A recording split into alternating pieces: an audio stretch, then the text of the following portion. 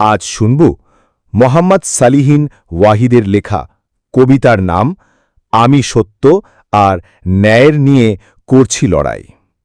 তোমরা বাধা দিয়ে করোনা অহংকারে বড়াই, স্বার্থের মোহে তোমরা সবাই আমার বিরোধিতা করছ।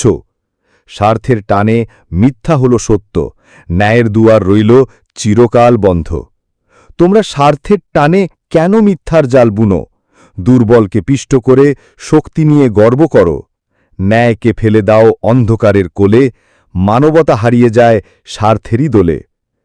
তোমরা ষড়যন্ত্রের যত কল কাঠি নাড়ো, সত্য একদিন উঠবে মাথা উঁচু করে। মেনে নিতে কি পারো?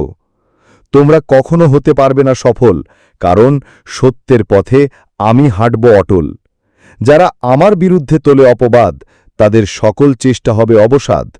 আমি হারলে সত্যও যাবে মুছে, ন্যায়ের খুঁটি ভেঙে পড়বে চোখের পলকে। আমি মানুষ, তুমি মানুষ, অন্যায় দেখলে যুদ্ধ করো নির্ভীক আবেশ। না পারলে ধরো কলম, লিখো ন্যায়ের গান। না পারলে সহযোগিতা দাও, বাড়াও হাত প্রাণ। তাও যদি না পারো, প্রার্থনা করো স্রষ্টার কাছে। চুপচাপ থেকো না, তুমি মানুষ, মানুষের মতো দাঁড়াও। মানবতার পথে আলো ছড়িয়ে যাও। আমি সৃষ্টিকর্তা ছাড়া কারো কাছে হব না নিচু। ন্যায়ের পথে হাঁটব আমি, অটল থাকব অমল সত্যর রূপ।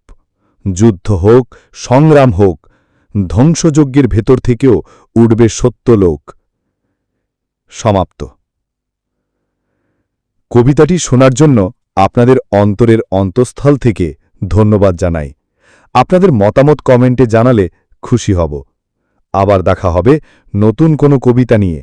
সবাই ভালো থাকুন, সুস্থ থাকুন, এই কামনা রইল।